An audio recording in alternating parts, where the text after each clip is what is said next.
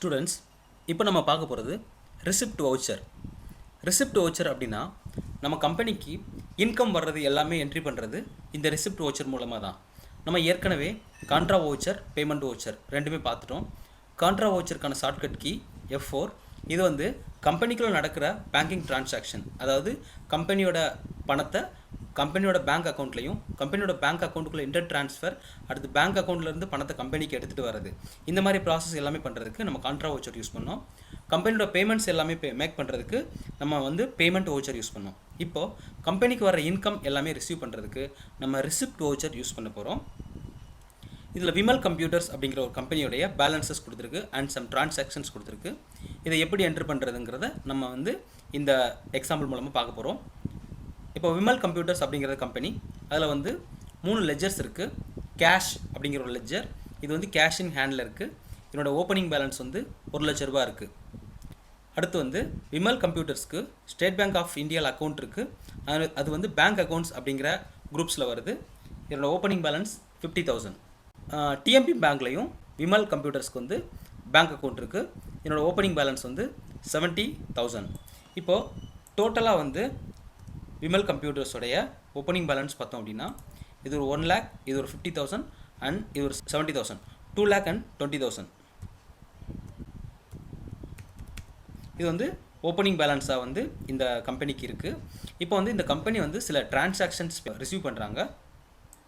Dividend received, அதாவது dividend அப்படிங்கிற ஒரு அமௌண்ட் வந்து ஒரு 7,000 ரூபாய் வந்து இந்த கம்பெனிக்கு வந்து கேஷாக வருது.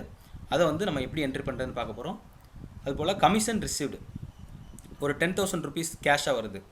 கமிஷன் பணம் வந்து பிஸ்னஸ்க்காக நமக்கு கிடைக்கிது, அது ஒரு 10,000 rupees. அண்ட் இன்ட்ரெஸ்ட் ரிசீவ்டு, அது ஒரு 10,000 rupees. அந்த 10,000 வந்து பேங்க் எஸ்பிஐ பேங்க் செக் மூலமாக நமக்கு வந்துடுது. இன்ட்ரெஸ்ட் அமௌண்ட் வந்து நம்ம எஸ்பிஐ பேங்க் செக்காக நமக்கு கிடைக்கிது. அதை எப்படி என்ட்ரி பண்ணுறதுன்னு பார்க்க போகிறோம். இன்சென்டிவ் ரிசீவ்டு, இன்சென்டிவ் அமௌண்ட் வந்து ஒரு 3.5 லட்சம், அது டிஎம்பி பேங்க் அதனோட செக்காக கிடைக்கிது. இதையும் எப்படி ரிசீவ் பண்ணுறது அப்படிங்கிறத நம்ம இந்த எக்ஸாம்பிளில் பார்க்க போகிறோம். ஃபஸ்ட் வந்து நம்ம வந்து விமல் கம்ப்யூட்டர்ஸ் அப்படிங்கிற ஒரு கம்பெனியை க்ரியேட் பண்ணிக்கிறோம். டேலி ஓப்பன் பண்ணிக்கிறோம். ஒரு கம்பெனி க்ரியேட் பண்ணுறதுக்கு க்ரியேட் கம்பெனி அப்படிங்கிற மெனுவில் போய் என்ட்ரு கொடுத்துட்டு கம்பெனி நேம் இந்த இடத்துல கொடுப்போம்.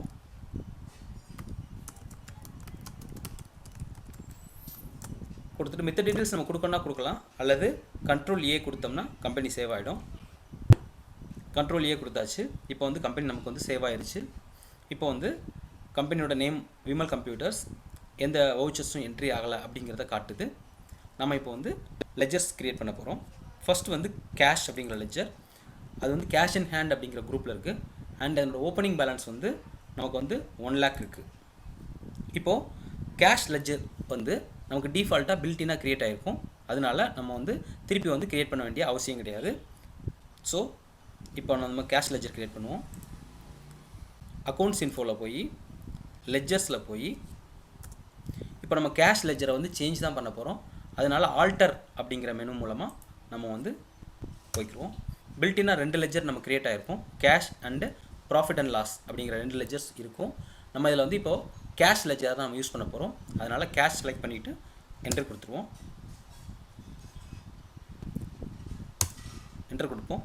இது வந்து குரூப் வந்து கேஷ் இன் ஹேண்ட் அப்படிங்கிற குரூப்பில் வர்றதுனால அப்படியே நம்ம விட்டுறலாம். ஓப்பனிங் பேலன்ஸ் வந்து 1 lakh rupees இருக்குது.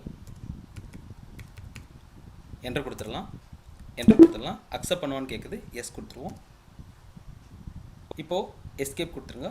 1 second எஸ்கேப், அகெயின். இப்போ நம்ம மறுபடியும் கேட்வே ஆஃப் டேலிக்கு வந்துட்டோம். செகண்ட் லெஜர் எஸ்பிஐ பேங்க் அக்கௌண்ட்ஸில் வருது. இதில் வந்து 50,000 இருக்குது. அக்கௌண்ட்ஸ் இன்ஃபோவில் போவோம், லெஜர்ஸில் போவோம், க்ரியேட். எஸ்பிஐ பேங்க் லெஜர் வந்து பில்டினாக இருக்காது, அதனால் நம்ம க்ரியேட் பண்ணணும். ஸோ க்ரியேட் அப்படிங்கிற இந்த ஆப்ஷன் மூலமாக போய்க்கலாம்.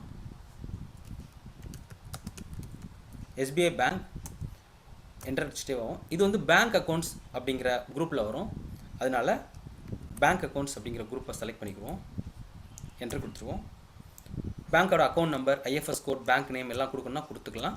நான் வந்து எதுவும் என்ட்ரு பண்ணலை, ஜஸ்ட் என்ட்ரு பண்ணிக்கிட்டே வரேன். ஓப்பனிங் பேலன்ஸ் வந்து 50,000. கொடுத்து என்ட்ரு கொடுத்துருவோம். அக்செப்ட் பண்ணிக்கோன்னு கேட்குது, எஸ் கொடுத்துருவோம். நெக்ஸ்ட் லெஜர் டிஎம்பி பேங்க், இதுவும் பேங்க் அக்கௌண்ட்ஸ்லாம் வரும். 70,000 ஓப்பனிங் பேலன்ஸ் இருக்குது.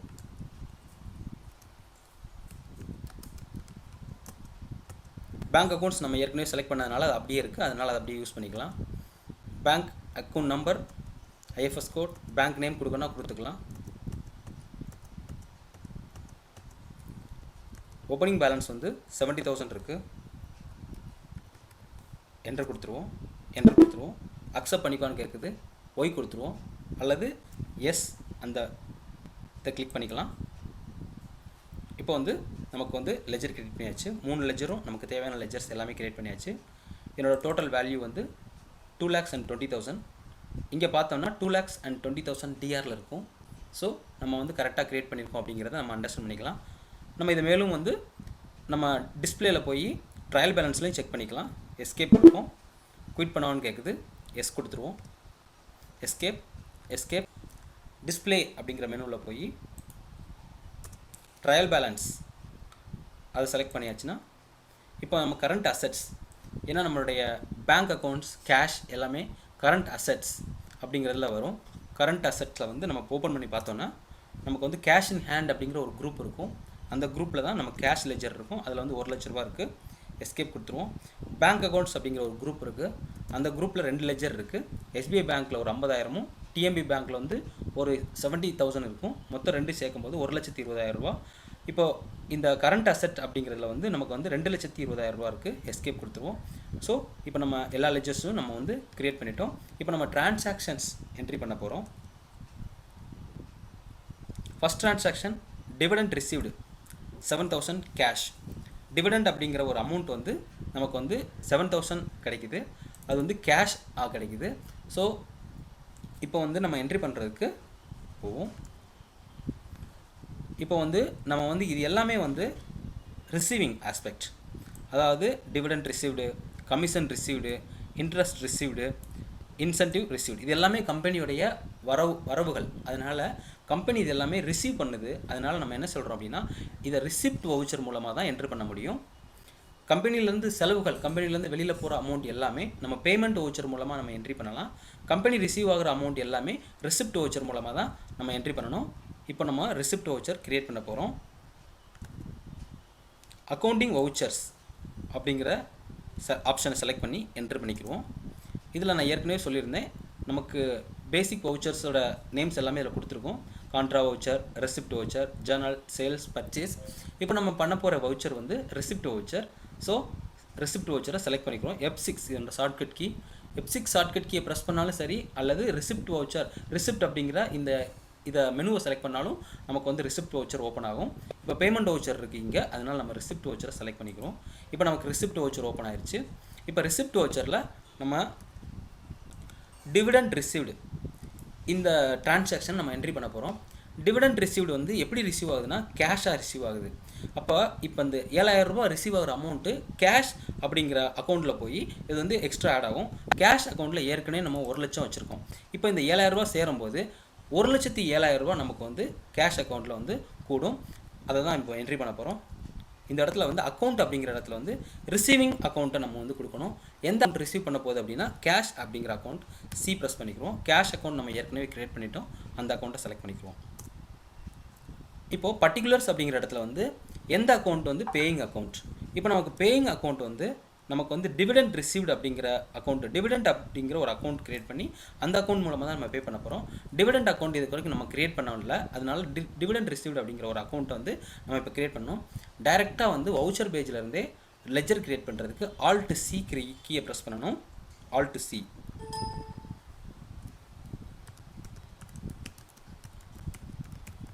டிவிடெண்ட் ரிசீவ்டு அப்படிங்கிறது என்டர் பண்ணிக்கிறோம். இது வந்து குரூப் பார்த்தோம்னா இது வந்து ரிசீவிங், அதனால் வந்து நமக்கு என்ன இதில் வருதுன்னா இன்டைரக்ட் இன்கம்ஸில் வருது. இது கம்பெனியோட இன்கம், அதனால் நம்ம வந்து இதை இன்டைரக்ட் இன்கம் அப்படிங்கிற ஒரு குரூப்பில் நம்ம வந்து சேர்த்துக்கிறோம். அதே மாதிரி டைரக்ட் இன்கம் அப்படிங்கிறது இருக்குது. கம்பெனியோட சேல்ஸ் மூலமாக வர இன்கம் வந்து டைரக்ட் இன்கமில் போட்டுக்கலாம். கம்பெனியோடைய அதர் இன்கம்ஸ் எல்லாமே நம்ம இன்டைரக்ட் இன்கம்ஸில் தான் வச்சுருக்கோம். அதனால் இது இன்டைரக்ட் இன்கம்ஸ் அப்படிங்கிற ஒரு குரூப்பில் லிஸ்ட் ஆஃப் குரூப்ஸ் செலக்ட் பண்ணும்போது இன்டைரக்ட் இன்கம்ஸை செலக்ட் பண்ணுறோம்.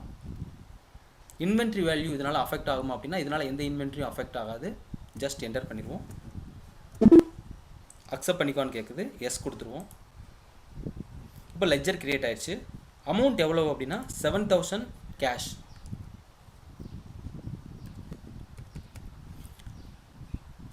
கேஷ் அக்கௌண்ட்டில் வந்து ஏற்கனவே நம்ம வந்து 1 லட்சம் வச்சுருக்கோம். டிவிடெண்ட் ரிசீவ்டு அப்படிங்கிற லெட்ஜர் இப்போ நம்ம கிரியேட் பண்ணியிருக்கோம். அதில் வந்து எந்த பேலன்ஸுமே இல்லை. இப்போ நம்ம 7,000 கொடுத்தோம்னா அந்த டிவிடெண்ட் ரிசீவ்டில் வந்து 7,000 வந்து நமக்கு வந்து சேரும். கேஷ் அக்கௌண்ட்டில் வந்து நமக்கு வந்து 1,07,000 ரூபா வரும். என்டர் பண்ணிடுவோம். டிவிடெண்ட் ரிசீவ்டில் 7,000 ரூபா வந்து கிரெடிட்டில் இருக்குது. அந்த 7,000 ரூபா வந்து நமக்கு கேஷ் அக்கௌண்ட்டில் டெபிட் ஆகி 1,07,000 ரூபா இப்போ நம்ம வந்து கேஷ் அக்கௌண்ட்டில் வந்து இப்போ நமக்கு இருக்கிற பணம் இருக்குது. நரேஷன் கேட்குது.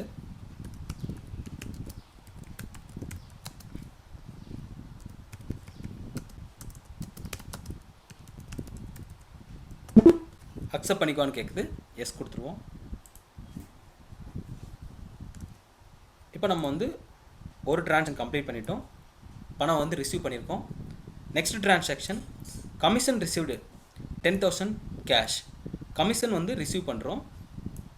அது வந்து 10,000 ருபீஸ். கேஷ் அக்கௌண்ட்லாம் இதுவும் ரிசீவ் பண்ணுறோம். இப்போ கேஷ் அக்கௌண்ட்டை ரிசீவ் பண்ணுறதுனால ரிசீவிங் அக்கௌண்ட்டை வந்து இந்த அக்கௌண்ட் அப்படிங்கிற இடத்துல கொடுக்கணும். கேஷ் செலக்ட் பண்ணிக்குவோம். இப்போ கேஷ் அக்கௌண்ட்டில் ஏற்கனவே வந்து 1 லட்சம் இருந்துச்சு. அதுக்கப்புறம் ஒரு 7,000 ரூபாய் ரிசீவ் பண்ணோம். சேர்த்து 1,07,000 ரூபாய் இருக்குது. இப்போ வந்து நம்ம கமிஷன் ரிசீவ்டு அப்படிங்கிற லெட்ஜர் வேணும். கமிஷன் ரிசீவ்டு அப்படிங்கிற லெட்ஜர் வந்து நம்ம கிரியேட் பண்ணலை. அதனால் இதை நம்ம கிரியேட் பண்ணிக்கிறோம். வவுச்சர் பேஜிலேருந்தே நம்ம வந்து லெட்ஜர் கிரியேட் பண்ணுறதுக்கு Alt+C ப்ரெஸ் பண்ணணும். ஆனால் ஏதாவது ஓப்பனிங் பேலன்ஸ் உள்ள லெட்ஜரை கிரியேட் பண்ணுறதுக்கு நம்ம இந்த மெத்தட் யூஸ் பண்ண முடியாது. இதில் ஓப்பனிங் பேலன்ஸ் நம்ம கொடுக்க முடியாது. அதனால் Alt+C யூஸ் பண்ணி இது இப்போ வந்து நமக்கு ஓப்பனிங் பேலன்ஸ் தேவையில்லை. அதனால் Alt+C கொடுத்துக்கலாம். லெட்ஜர் வந்து கமிஷன் ரிசீவ்டு.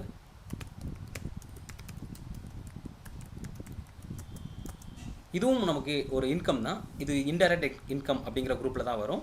நான் ஏற்கனவே சொல்லியிருக்கேன், சேல்ஸ் மூலமாக வர இன்கம் மட்டும் டைரக்ட் இன்கம், மற்ற எல்லா இன்கம்ஸும் நம்ம இன்டைரக்ட் இன்கம்ஸில் வந்து வச்சுக்கலாம். என்டர் கொடுத்துருவோம். இன்வென்ட்ரி வேல்யூ அஃபெக்டட் அதில் வந்து நோ கொடுத்துடணும். அக்செப்ட் பண்ணி கேட்குது, எஸ் கொடுத்துருவோம். இப்போ எவ்வளோ ருபீஸ் வந்து கமிஷன் ரிசீவ்டு அப்படின்னா 10,000 ருபீஸ். இப்போது நம்மளோட கேஷ் அக்கௌண்ட்டில் ஏற்கனவே 1,07,000 ரூபா இருக்குது. இப்போ வந்து கமிஷன் ரிசீவ்டு வந்து ஒரு 10,000 கிடைக்குது. இப்போ இந்த 10,000 வந்து இந்த கேஷ் அக்கௌண்ட்டோட சேரும். அதனால் 1,17,000 மாறிடும். கமிஷன் ரிசீவ்டில் வந்து எந்த பேலன்ஸுமே இல்லை. அதனால் வந்து 10,000 ருபீஸ் சிஆரில் வந்துடும். 10,000 ருபீஸ் சிஆரில் இருக்குது. அந்த 10,000 ருபீஸ் வந்து கேஷில் வந்து ஆட் ஆகி 1,17,000 இப்போ வந்து கூடிருச்சு. அக்செப்ட் பண்ணிக்குவோம். நரேஷன் கேட்குது.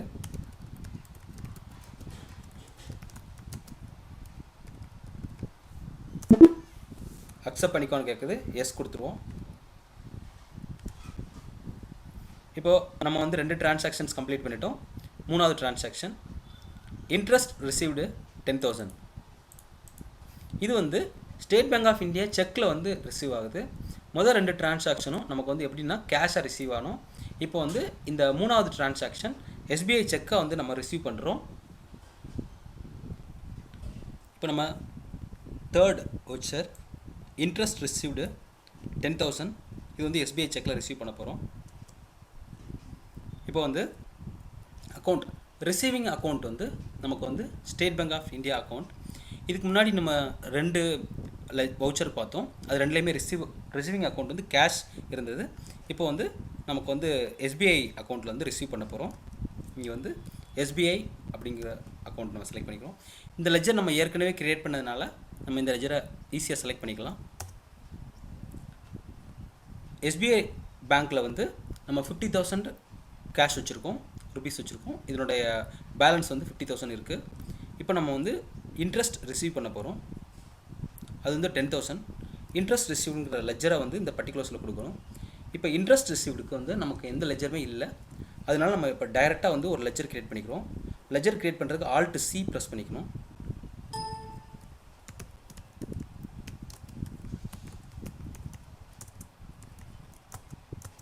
இது வந்து ஒரு இன்கம். அதனால் வந்து நம்ம இது இன்டைரக்ட் இன்கமில் வச்சுக்கிறோம். சேல்ஸ் மூலமாக வர இன்கம்மை டைரெக்டில் வச்சுக்கலாம். மித்த எல்லா இன்கம்ஸையும் நம்ம இன்டைரக்ட் இன்கம்ஸில் வச்சுக்கிறோம். என்ட்ரு பண்ணிக்கிடுவோம். அக்செப்ட் பண்ணிக்கோன்னு கேட்குது, எஸ் கொடுத்துருவோம். இப்போது இன்ட்ரெஸ்ட் ரிசீவ்டு அமௌண்ட் வந்து 10,000 rupees. எஸ்பிஐயோட கரண்ட் பேலன்ஸ் பார்த்தோன்னா இப்போ வந்து 50,000 இருக்குது. இன்ட்ரெஸ்ட் ரிசீவ்டு அப்படிங்கிற லெஜர் நம்ம நியூவாக க்ரியேட் பண்ணியிருக்கோம். அதனோட கரண்ட் பேலன்ஸ் வந்து 0 இருக்குது. இப்போ நம்ம 10,000 நம்ம கொடுக்க போகிறோம். அதனால் இந்த அமௌண்ட் வந்து எஸ்பிஐயோட பேங்க்கில் வந்து எக்ஸ்ட்ரா ஆட் ஆகும். நம்ம இப்போ என்ட்ரு பண்ணிக்கிறோம். பார்த்தோம்னா எஸ்பிஐ பேங்க்கில் ஏற்கனவே 50,000 இருந்தது. இப்போ இந்த இன்ட்ரெஸ்ட் ரிசீவ்டு 10,000 சேர்ந்து 60,000 ஆயிடுச்சு. அதே மாதிரி இன்ட்ரெஸ்ட் ரிசீவ்டு அப்படிங்கிற அக்கௌண்ட்டில் 0 பேலன்ஸ் இருந்துச்சு. இப்போ இந்த 10,000 ஆட் ஆகி கிரெடிட்டாரில் வந்து ஆட் ஆகிருக்கு. இப்போ வந்து நமக்கு வந்து பணம் வந்து பேங்க்கில் வந்து இன்க்ரீஸ் ஆயிடுச்சு. இப்போ வந்து இது பேங்க் அக்கௌண்ட்டுங்கிறதுனால நம்ம வந்து செக் நம்பர் வந்து கொடுக்கணும். இன்ஸ்ட்ருமெண்ட் நம்பர் INST நம்பர் அப்படிங்கிற இடத்துல நம்மளோட செக் நம்பர் கொடுத்துக்குவோம். செக் நம்பர் வந்து 12324 என்டர் பண்ணிக்கிடுவோம். செக் டேட் மாற்றணும், இங்கே மாற்றிக்கலாம். நான் வந்து எதுவும் மாற்றலை, என்ட்ரு கொடுத்துட்றேன். நரேஷன் கேட்குது.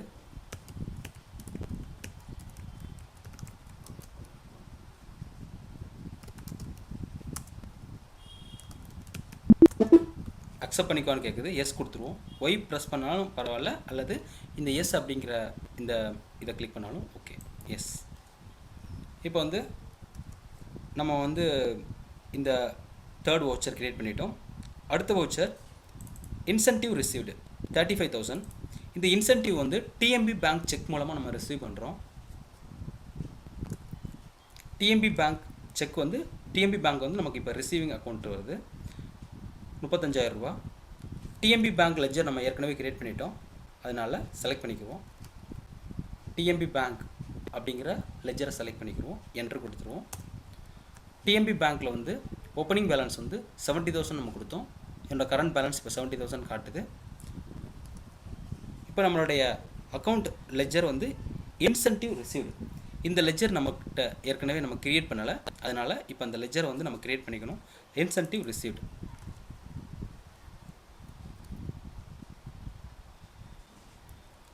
இந்த லெஜரை வந்து க்ரியேட் பண்ணுறதுக்கு Alt C கொடுக்கணும்.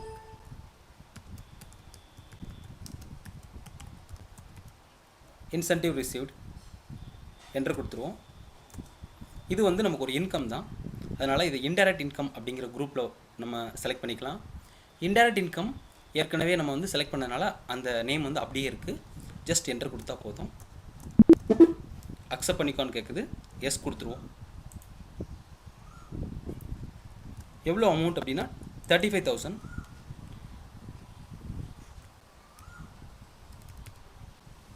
இப்போ டிஎம்பி பேங்க்கில் கரண்ட் பேலன்ஸ் வந்து 70,000 இருக்குது. இப்போ இந்த 35,000 டிஎம்பி பேங்க்கில் ஆட் ஆனால் 1,05,000 ரூபா வந்துடும். அதே மாதிரி இன்சென்டிவ் ரிசீவ்டில் கரண்ட் பேலன்ஸ் இல்லை.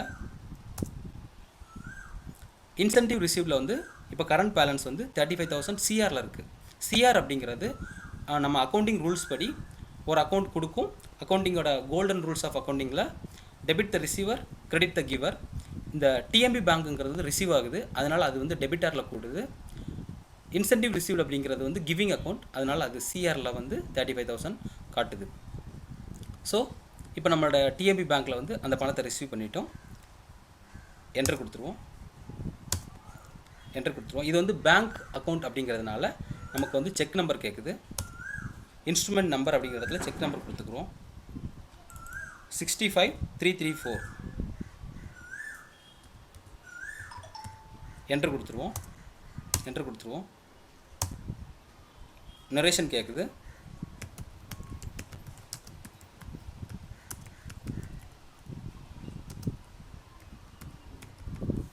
என்ட்ரு கொடுத்துருவோம். அக்செப்ட் பண்ணிக்கோன்னு கேட்குது, எஸ் கொடுத்துருவோம். இப்போ வந்து நம்ம எல்லா வவுச்சர்ஸையும் க்ரியேட் பண்ணிட்டோம். பேஜாக கொடுத்து நம்ம வவுச்சர்ஸ் எல்லாமே செக் பண்ணிக்கலாம். இப்போ வந்து வவுச்சர் நம்பர் 1, 2, 3, 4 இப்போது எல்லா வவுச்சரும் நமக்கு வந்து க்ரியேட் ஆகிடுச்சு. இப்போ நம்ம ஏதாவது சேஞ்சஸ் பண்ணணும் அப்படின்னா பேஜாக கொடுத்துட்டு தேவையான வவுச்சர் வந்த உடனே நம்ம வந்து என்டர் பண்ணிகிட்டே வரணும். இப்போ அந்த அமௌண்ட்டை நம்ம சேஞ்சஸ் பண்ணோம்னா சேஞ்சஸ் பண்ணிக்கலாம். சேஞ்சஸ் பண்ணிவிட்டு நம்ம வந்து அகைன் எல்லாமே கொடுத்துட்டு அக்செப்ட் பண்ணிக்கோன்னு கேட்க எஸ் கொடுத்துடலாம். இந்த மாதிரி வந்து நமக்கு வந்து வவுச்சர்ஸை வந்து நம்ம சேஞ்சஸ் பண்ணி அப்டேட் பண்ணிக்கலாம். இப்போது நம்ம எல்லா வவுச்சர்ஸையும் க்ரியேட் பண்ணிட்டோம். இப்போ நம்ம வந்து பேலன்ஸ் வந்து செக் பண்ணிக்குவோம். எஸ்கேப் பண்ணிக்கோங்க. குயிட் பண்ணுவான்னு கேட்குது, எஸ் கொடுத்துருவோம். பேலன்ஸ் செக் பண்ணுறதுக்கு டிஸ்பிளேயில் போய் ட்ரையல் பேலன்ஸ் அப்படிங்கிற மெனுவை செலக்ட் பண்ணணும். இப்போ நமக்கு வந்து ட்ரையல் பேலன்ஸ் வந்து டிஸ்பிளே ஆகிருக்கு. இதில் வந்து கரண்ட் அசட்ஸில் கேஷ் இன் ஹேண்ட் 1,17,000, பேங்க் அக்கௌண்ட்டில் 1,65,000, டோட்டலாக நமக்கு வந்து 2,82,000 வந்து நம்ம கரண்ட் அசட்டில் இருக்குது. நமக்கு வந்து இனிஷியலாக நம்ம வந்து ஓப்பனிங் பேலன்ஸை கால்குலேட் பண்ணி பார்க்கும்போது 2,20,000 தான் இருந்தது. பட் நமக்கு இப்போது எவ்வளோ எக்ஸ்ட்ரா வந்திருக்கு அப்படின்னா ஒரு 62,000 ருபீஸ் வந்து எக்ஸ்ட்ரா வந்து இதில் வந்து ஆட் ஆகிருக்கு. ஸோ அந்த 62,000 வந்து நமக்கு வந்து ஆட் ஆனது வந்து நமக்கு வந்து இன்டைரக்ட் இன்கம்ஸ் அதில் வந்து பார்த்தோன்னா 62,000 இருக்குது. அந்த 62,000 எப்படின்னா கமிஷன் ரிசீவ்டில் வந்து ஒரு 10,000, டிவிடெண்ட் ரிசீவ்டில் வந்து ஒரு 7,000, இன்சென்டிவ் ரிசீவ்டில் வந்து ஒரு 35,000 அண்ட் இன்ட்ரெஸ்ட் ரிசீவ்டில் வந்து ஒரு 10,000. டோட்டலாக வந்து நமக்கு வந்து 62,000 வந்து இந்த இன்டைரக்ட் இன்கம் அப்படிங்கிற குரூப்பில் வந்து நமக்கு இருக்குது. அந்த இன்டைரக்ட் இன்கம்லேருந்து வந்த அமௌண்ட் தான் நமக்கு வந்து இப்போ எல்லா பேங்க் அக்கௌண்ட்லேயும் நமக்கு வந்து இன்க்ரீஸ் ஆகிருக்கு. இது மாதிரி தான் நம்ம வந்து ரிசிப்ட் வவுச்சர்ஸ் வந்து நம்ம என்ட்ரு பண்ணணும். ரிசிப்ட் வவுச்சர் என்ட்ரு பண்ணும்போது நம்மளுடைய பேங்க் அக்கௌண்ட் அண்ட் கேஷ் வந்து இன்க்ரீஸ் ஆகும். இதுபோல் வந்து நம்ம ஆல் இன்கம்ஸ் ரிசீவ்ட் எல்லாமே நம்ம இதில் எல்லாமே வந்து இந்த ரிசிப்ட் வவுச்சர் மூலமாக தான் நம்ம என்ட்ரி பண்ணணும். தேங்க்யூ.